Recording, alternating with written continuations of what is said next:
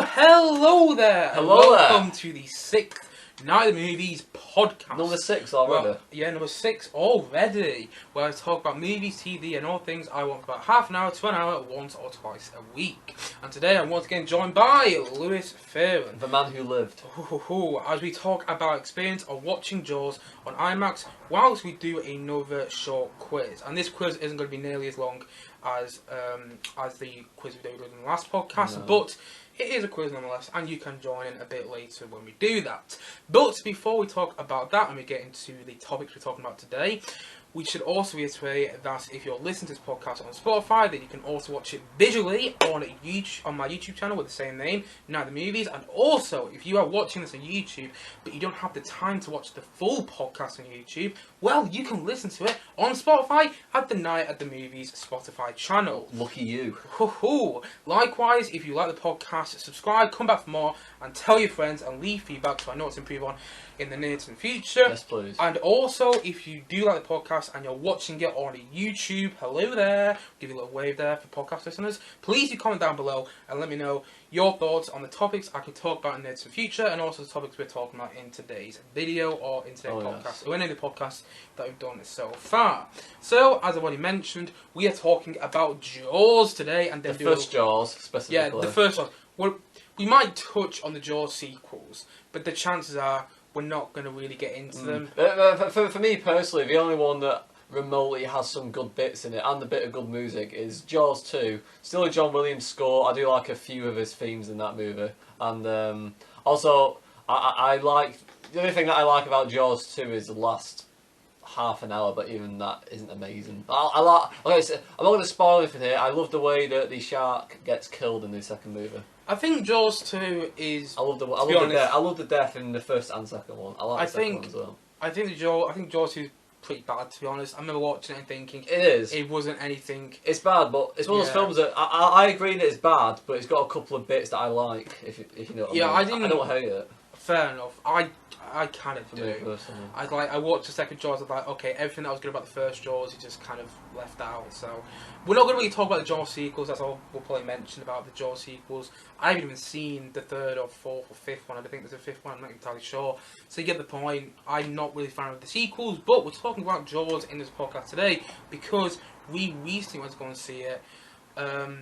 IMAX. We did. At this big IMAX in Manchester. It just so happened to be being shown at the cinema out the blue. Yeah, and I think it was kind of a surprise watching IMAX because we went to the cinema thinking, oh, it's going to see Jaws in the cinema, which, you know, is a good experience in itself, seeing Jaws in the cinema. Yeah. But, you know, we got the chance to see it at IMAX. It was actually the largest cinema screen in the whole of Manchester. I think it's the largest cinema screen in North England.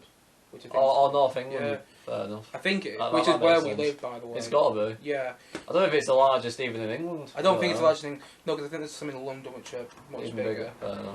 Which I think is kind of crazy. I mean, that's typical. Just cause that's just because it's London. Imagine going to London and seeing a movie a screen like as big as, I don't know, my house. That's why a lot of people like living in London. Yeah. If they can afford it.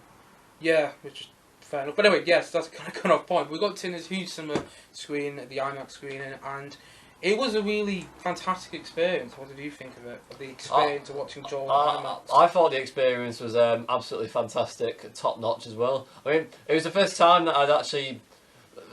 To be honest, it felt like the first time I had seen the film, but I also hadn't, if you know what I mean. It was basically the first time I'd ever actually properly watched it. And considering that was in the cinema as well, which is a bonus, I thought it was amazing. Also, the thing that I like about the cinema is, you know, that you can't just, you know, there's no distractions. It was nice just watching Jaws in the cinema with zero distractions, you know, just me and the movie. And it was mean, you can get distractions at the cinema when somebody gets a phone out. Oh yeah, that happened a couple. Yeah, but that didn't happen much. No, that didn't happen. It was alright. I think someone got their phone out next to next to me, occasionally. Yeah, well, not much though. And I think he kind of tried to keep it to himself. He maybe was checking meetings. I don't know. It might be a businessman, we don't know. Exactly, so, you know, it wasn't too distracting. And I think watching in the cinema, in the IMAX screen, should I say, this huge screen, which is, like, bigger than you're probably thinking right now. It was big. With this incredible booming sound speakers, these incredible speakers. I think it was a very different experience because I've seen Jaws. I haven't seen it on the cinema screen. I've only seen it. I've only seen it on my TV. I've seen it, I think, 3 times, and so watching it on Imax was like, it was like I was watching, like, it wasn't like I was watching a different movie. It was like I was watching a new version of that film. If you get what I mean, it was like watching a new version of Jaws, one that I hadn't seen before, and in a way I was. So that's really. Yeah, it felt like that for me as well. Even though that was the first time I'd properly watched the whole movie and taken it all in, I really feel like I've watched the whole film. You know, I feel like I finally know the film back to front, and if I watched it again, I'd remember every scene. Like, oh yeah, I remember that. Like, that's all. Fair enough. Anyway, so now we're going to talk about some of the things we loved about the film, and then I'm going to go on some interesting facts about the movie a bit later. May I start us off? Absolutely, yeah. Go on. I'm going to say right off the bat, I love the music score for the movie. The music is very good. Well, that's one of the things I'm going to get into. Sorry, I just wanted to check that the microphone was on. Yeah, I couldn't keep it in any longer. I had to let it out. Yeah, so the thing about the music is apparently, and I'm going to go into this again a bit later as well, the mechanical shark that they had made for the movie didn't work quite a lot.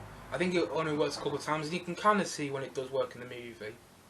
But the thing is, Spielberg had to find innovative ways to try and work around the fact that the shark wasn't working. So what you get quite all the time is that underwater shot, where you're basically putting the point of view of the shark, which I always think is a really clever, it's a really clever shot, it's a really smart decision to shoot it that way. But also the John Williams musical score, which is the shark. Yeah, that's true. Also, I know that there was only a couple of scenes when you actually saw a real shark. They did use a real shark in a couple of scenes. It wasn't literally all fake. No, there was a couple of scenes towards the end, which again I'll get onto in facts. I'm just gonna say, I think this mechanical shark that they used looks as real as can be. I don't think they could have done any better and made.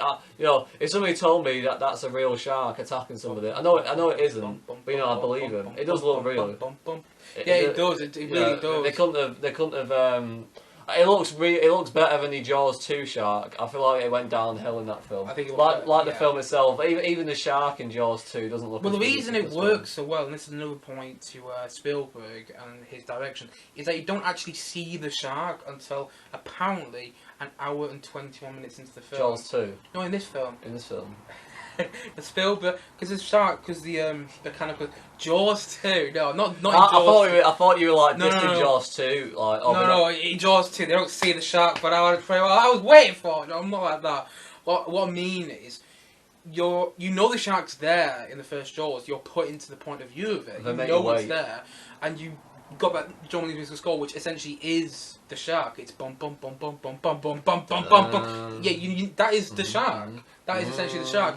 And so whenever you hear that, that's literally like the first couple of minutes of the film is just this underwater shot going through this coral under the water, and you know, you got the John Williams music score going in the background, and that literally just gets you. Okay, that's a shark.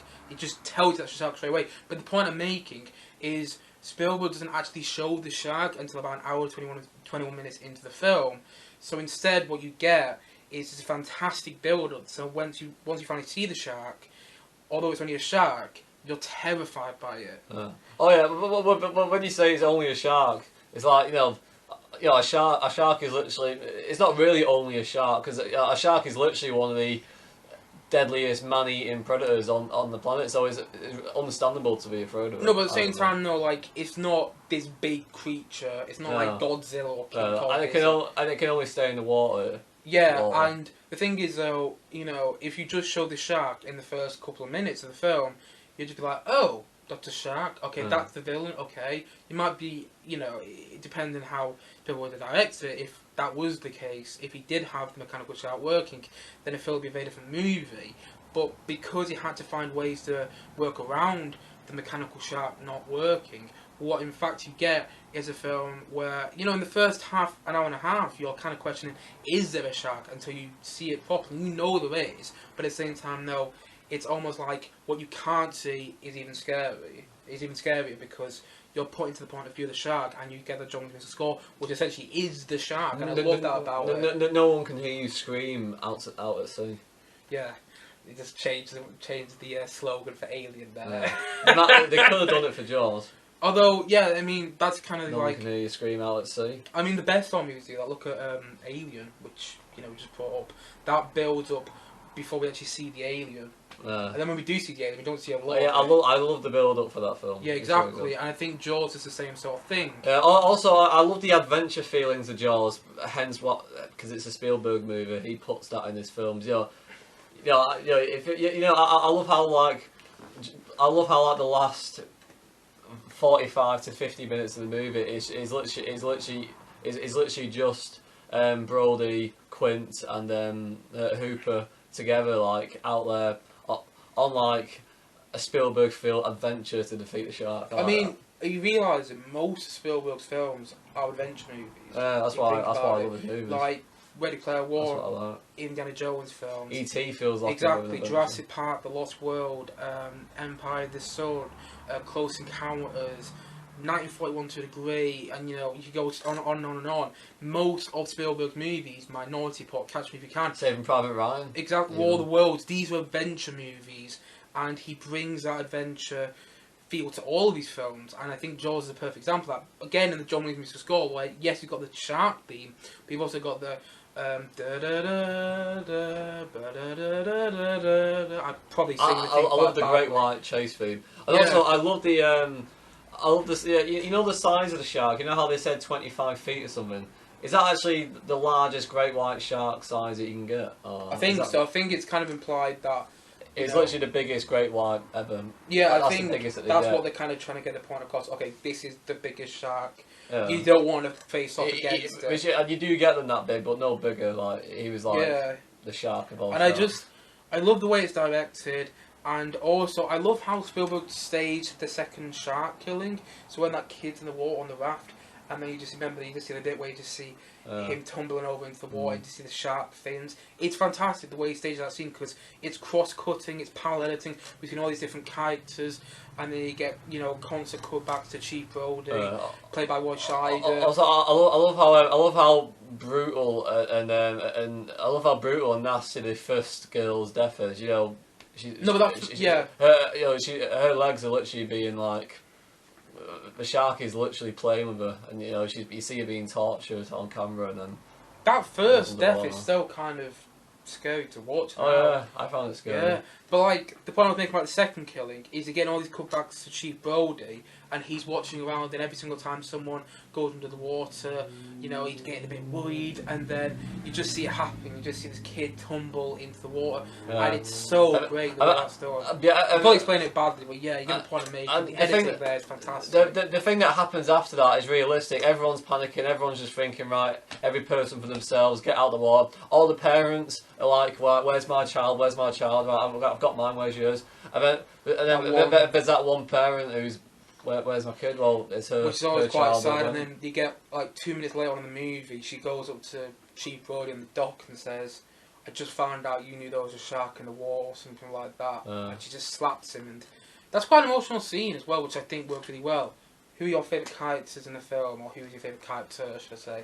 If I'm being brutally honest, I do like Brody. Obviously, he's a pro. That's like in Indiana Jones, me saying, "Oh, I like Indiana Jones." Other than Brody, who I think he's pretty good, but I think my personal, I love.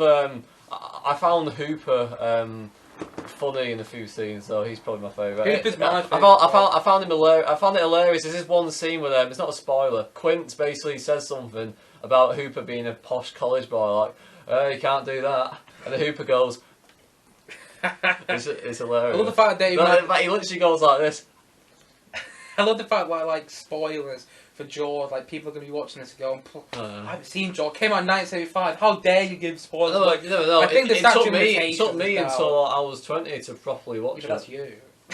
Yeah, well, there might be somebody like Lewis fearing out there. Well, if there is, if you haven't watched Jaws, by the way, we haven't given away any spoilers, and I mean, we told you about one of the killings in the film, but at the same time, we haven't given away any big spoilers. You don't know who survives at the end. No. It's not like it literally came out last week. No, exactly. I'd definitely recommend it. It's better than most shark movies now. It's better than all shark movies, but it's the best shark movie. It's the only actual good shark movie that I know. There's one called The Meg that I think came out in 2017. Oh yeah, I haven't watched that. That looks ridiculous. Isn't that like a bloody? Jason Statham, isn't that like a bloody 100-foot shark? Yeah, I think. But that's just.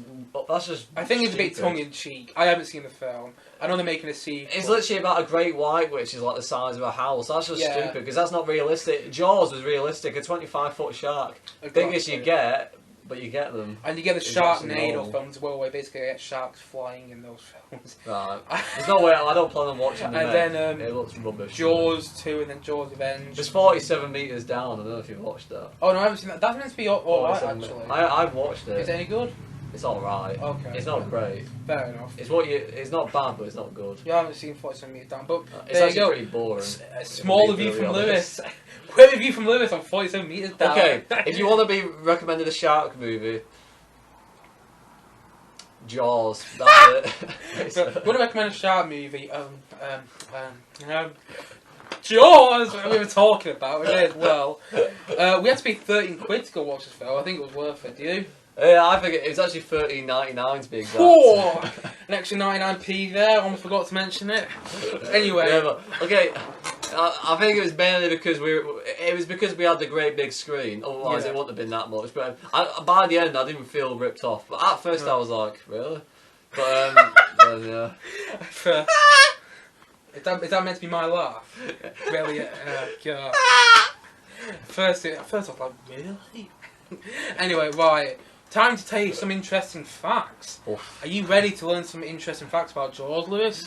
Yes. Are you ready? Yes. Are you ready? Yes. Okay. Right. Fact number. We were way too excited there. Fact number one. Okay. Spielberg was chosen to direct. Stop it. Stop it. He's doing it right. For any podcast listeners, he's doing a little loser sign. I do sometimes wonder what podcast listeners think of this podcast because we do it mainly for YouTube, and so I do feel sorry for podcast listeners who are sitting there going. I apologise, podcast listeners. I sometimes get a bit. What's Lewis doing? He's making faces now. I sometimes get a bit carried away and forget that we're actually doing a podcast. Yeah, we got to speak of that. Okay, back to the podcast. Yes. Okay. Right. Fact number one. Back to the first fact.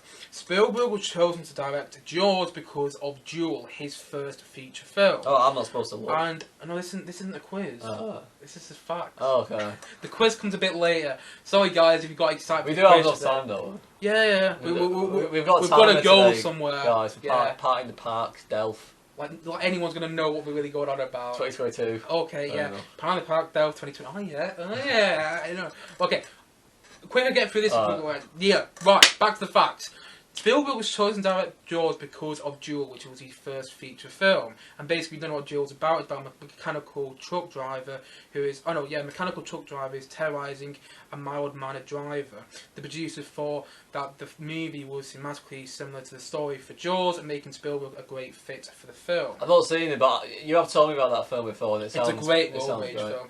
I've seen Unhinged, which came out 2 years ago It's with better than Russell Crowe. Okay, that is a great road rage film as well. Russell Crowe does really well, but I'm sure that's Yeah, like I watched it, and I think the first time I watched it, I didn't know it was directed by Spielberg until the end, when it comes out in the credits, directed by Steven Spielberg. Yeah. And I watched it, I was like, wow, this is great. I wonder who directed this.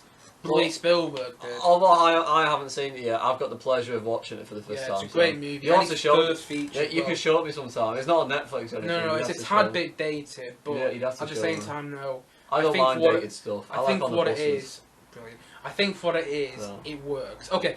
Yeah. Well, what year did it come out? I think it was 71 Duel. Oh, that's 71, yeah. So Spielberg was I very think young. it was. Anyway. You'll have to show me. Yes, the second fact of the day. Okay, the reason we don't see much of the shark in Jaws is because the mechanical shark that was built for the film rarely works, so Spielberg had to find inventive ways to work around that. By the way, I'm getting these facts off a website, so you can actually go and find these facts online. They're not like fresh from me. It's not like some guy who works in Jaws came up to me and went, so I'm going to tell you a couple of facts about Jaws. No, I found these on a website, but I kind of already touched on it earlier, so we'll just go past that. Jaws had many technical problems, and basically it had an original 65-day shoot scheduled. However, it went way over budget and it went way over shooting schedule, and actually originally the 65-day shoot lasted for 159 days. It went that long because of all the problems they had with this film. I swear the films that have the most problems end up becoming like big classics. It happened with like Bohemian Rhapsody had all these problems as well, and it ends up becoming the highest grossing biopic of all time. I think the original Star Wars trilogy, the original Star Wars film, no one believed in the first Star Wars movie, and it ends up becoming literally one of the biggest films of all time. It's quite incredible like what happened. But yeah, basically went way over budget and way over the shooting schedule. Here's another interesting fact, which is kind of about Jaws, but also kind of about another Steven Spielberg movie. The opening scene of Jaws was spoofed in another Steven Spielberg directed film 4 years down the line in 1941. Chrissy, played by the same actress from Jaws, takes another swim in the ocean, but this time she isn't eaten by a shark, but scooped up by a passing Japanese submarine. And it's directed by Spielberg, so he's spoofing himself. 1941 is a weird film. I need to watch it again. I kind of liked it, but it's kind of seen as Spielberg's worst movie. Fair enough. I don't know anything about it, so I'd have to just watch it. It's like a spoof film all about the attack on Pearl Harbor. It's kind of like it's kind of like they make fun of that. Okay, in fact number 5 it seems. Fact number 5. It's all about Royston. Brilliant. Roy Scheider. Who's Royston? Roy is short for Royston. Is it? Yeah. I don't actually know that. Roy Scheider got the part of Chief Brody after overhearing Spielberg talking to a friend at a Hollywood party about the scene where the shark leaps out of the water and onto Quinn's boat. Scheider was instantly enthralled and asked Spielberg if he could be in the film. Spielberg loved Scheider from the role in the French Connection that he played, and later offered the actor the part. French Connection is a great film, by the way. He's great in it with Gene Hackman. Has he actually done many famous films, Scheider? I don't. I only really know him from French Connection and Jaws. I know Jaws 2 as well, and French Connection 2 as well. But like, is that a gangster movie, The French Connection? Kind of. It's more about like the police trying to investigate what's going on with these drug trafficking. That's right. Yeah, it does. It's really good. That I do like Gene Hackman. I love him. He plays Lex Luthor really well in the first Superman. Directed by William Friedkin. French Connection is. He also started The Exorcist, so there you go there. But yeah, it's a really great movie. And apparently that's how Roy Scheider got the part of Chief Brody. The next fact: Jaws the book is very different to the movie. Early drafts of the screenplay for the Jaws film featured a subplot where Hooper has an affair with Chief Brody's wife, which was carted over from the book. Another detail left out of the movie from the book was that Mayor Vaughn was under pressure from the mafia, not local business owners, to keep Amity's beaches open because of their real estate investments on the island. So originally in the book, you know how you're getting the mayor's got all the pressure to keep the beaches open in the film. Originally the book, that's because of the mafia. And they just changed that in the movie. And also Hooper, who said he always favourite character, he actually has an affair with Chief Brody's wife in the book. I think that would have been a bit weird if he did that in the... I think he also dies. Well, I didn't see this on the fact thing that I read, but apparently he also dies. I heard that Mark Kermode, a critic I greatly admire. Apparently he also dies in the book, but he doesn't die in the movie. Oh, spoiler that. Spoiler, but he doesn't die. I think I accidentally just saw the answer for the first question of the quiz. Look away! Right, okay. And another big fact, this is about the response, the reception to the film.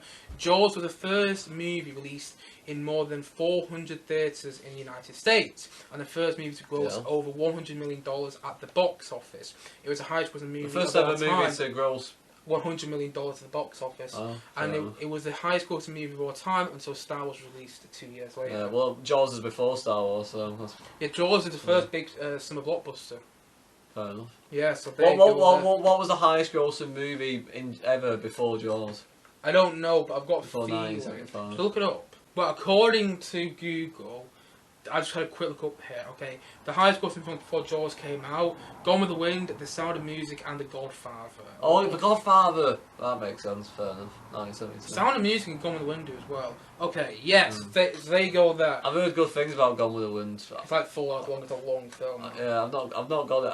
I haven't seen it. I think my granny and granddad have got it. We're meant to watch it sometime. I don't think that's going to. It's one of my mum's favourite film. I just haven't seen it. I'm going to ask you a question. Now, this isn't part of the quiz, but I'm going to ask you a question, by the way. What is your favourite non-franchise Steven Spielberg film? So that's excluding Indiana Jones, that's excluding Jaws, and excluding Jurassic Park. My favourite non-franchise Spielberg film. Spielberg film. I don't mind it. This is a random question, by the way. Nothing to do with Jaws. But they're kind of basically Spielberg. I do love E.T., but I don't know if it's my favourite. I don't know mine is. I'll say what mine is now. What's his weight? What's his thinking? Catch Me If You Can. Easy. That's in my top 20 films of all time. I think it's so underrated. But I also love West Side Story's remake. I also love Close Encounters, and I love E.T. as well, and I love Empire of the Sun. And I think that Schindler's List is a very well directed film. So do I. I just will probably never go and revisit it. Schindler's List comes into my head, but it doesn't feel right saying that that's my favourite. Obviously, because it's just hard to watch, isn't it? Yeah, but I find it very moving. I think I'm gonna have to go with E.T. I love the music for E.T. You can't go wrong with the E.T. soundtrack. It's just it's something else. Half because of the music, and also I love the kid and the E.T. together. Really good acting by the guy who played Elliot, and it's just a great film. Yeah, it's just a very good. I love the bike scene as well. The bike chase is incredible. Yeah, it's a great movie. We actually saw E.T. in cinemas before I went away recently. So we saw E.T. and Jaws in cinemas. I do love Saving Private Ryan, but it's not my favourite movie. Yeah. I mean, it's a war film. I do like the war films. It's probably my favourite war film. It's a great movie. It's just I don't know if it'd be my favourite either. Also, random true or false here. So this isn't anything to do with the quiz, but random true or false. This was the first film that John Williams worked on with Spielberg. True or false? True. In fact, it is false. The Shogun Express, which came out a year beforehand, was the first film which Spielberg worked on with John Williams. Great movie, by the way. I think one of his most underrated ones, which no one really talks about. Anyway, quick Spielberg quiz. I noticed that the camera's gone down here, so I don't know if it's still capturing us, but hopefully it is. Right, quick Spielberg quiz. 7 questions, and then we're off because we've got a place to go to. Not straight away, we need to get ready and stuff. Yeah, but still, yeah. We're off here. Okay, quick quiz. 7 questions. Get your pen and paper ready, people. And get excited. I'm only going to do it with Lewis this time, because obviously Ollie isn't here. Ollie is actually gone off to uni now, by the way, which is... Good luck to him if he's watching this. I saw his mum put a few pictures of him on Facebook. And Ollie Taylor, who you might see on the podcast in the distant future, isn't currently with us, but hopefully he's going to be a bit later. Yeah. Not that you guys really know who he is, but still, nonetheless. He's a mechanic. It was in my 500 video, actually. Go and check it out if you haven't already. Spielberg quiz time. Quick 7 questions. What film did Spielberg win his first Oscar for? When his first Oscar for? Yes. What year was Close Encounters? 1977. The Duel? Incorrect. It was actually Schindler's List. I love the fact that you said you thought you saw the first, you saw the answer to the first question. Oh yeah. You still got it wrong. Okay. Question number 2. True or false? Spielberg was producer on both Gremlins 1 and 2. I don't know, so I'm going to go true. 50-50. That is in fact correct. So Lewis is 1 out of 2 so far in the questions. Which film can Spielberg be seen in the reflection of a TV screen eating popcorn? Have a guess. Have I seen it? Yeah, you have, but I don't know if you remember it well. What film? Yeah. Okay, I'll give you a multiple choice here. Yeah, you're gonna have to. Ready Player One, The Lost World, Jurassic Park, West Side Story. That's a really bad multiple choice. The Lost World, Jurassic Park. That is correct. You only got that because of the bloody, because I gave you multiple choice. Yeah, I wouldn't have got it otherwise. In 1991. I don't remember that. I don't really know either. I just read it online. I don't remember the scene. Oh right, it's towards the end when Richard Asper's giving a big speech. So he's not in the film. I'd have to look at him. Question 4. In 1991, what classic story did Spielberg give new direction to? It's a classic story. It's a very famous story. Which, clue here, Disney have done themselves. They did it with a fox, I think. I might be wrong though. Am I thinking of Robin Hood? Yeah, I'm thinking of Robin Hood. The Fox and the Hound? No. Nothing to do... Right, clue what's about a fox.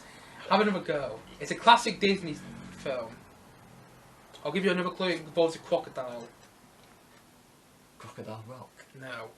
It was actually Peter Pan with Hook. Oh, I wasn't going to get that. Okay. I mean, fair enough. What famous comedic actor plays Peter Pan and Hook? Who was Robin Williams? Yes, correct. Okay, what candy does Elliot use to lure E.T. into his home in E.T.? I do remember the scene. Yeah. It's just about knowing The candy. It's kind of famous now. Don't tell her. Jelly babies? No. I don't think of it. I can give you another go if you want. Yeah, go on then. It's still around, actually, the candy, and it's Reese's Pieces. That's what it's called? Yeah. Oh, I've never heard of it. Never heard of Reese's Pieces? It's like my mum and my brother's favourite sugary snack right now. Right, last question. Right, come on. Right, question number 7. What score am I on? I don't even know. But you got Robin Williams right. You got The Lost World right. You got Gremlins 2 right. So you got 3. You've got 3 so far. Let's see if we can get the 4th. Who plays Chief Brody, Matt Hooper, and Quinn in Jaws? Roy Scheider. Yeah, I've mentioned it quite a few times. I don't know either of the other two's names. Brilliant. Right, so it's Richard Dreyfuss and Robert Shaw. I thought you might know Robert Shaw from Much of Love. Yeah, but I don't know his name. Oh, right. The actor's name. Right, so far, Lewis got... Did Lewis get 3 there? I don't know. Yeah, Lewis got 3 out of 3 7. or 4. I think, let's just say Lewis got 3. We're going to be niche for today. But Lewis got 3 out of 7. That is the end of this podcast today, people, because we've got places to go. So thank you, as always, for watching. Let me know what you think of Jaws in the comment section below. Very much. Yeah, let me know what you think of Jaws in the comment section below. Do you like this sort of style of podcast as well? Please let me know in the comment section below. Yeah, also please let us know. Please let us know whether you like having Lewis on the left or right. The podcast listeners, they're not going to care. Oh yeah, they're going to say, I prefer Lewis on the right. Right, yeah. Thanks for watching, and thank you for listening. And see you guys again soon. But bye for now. Bye. Bye. Bye.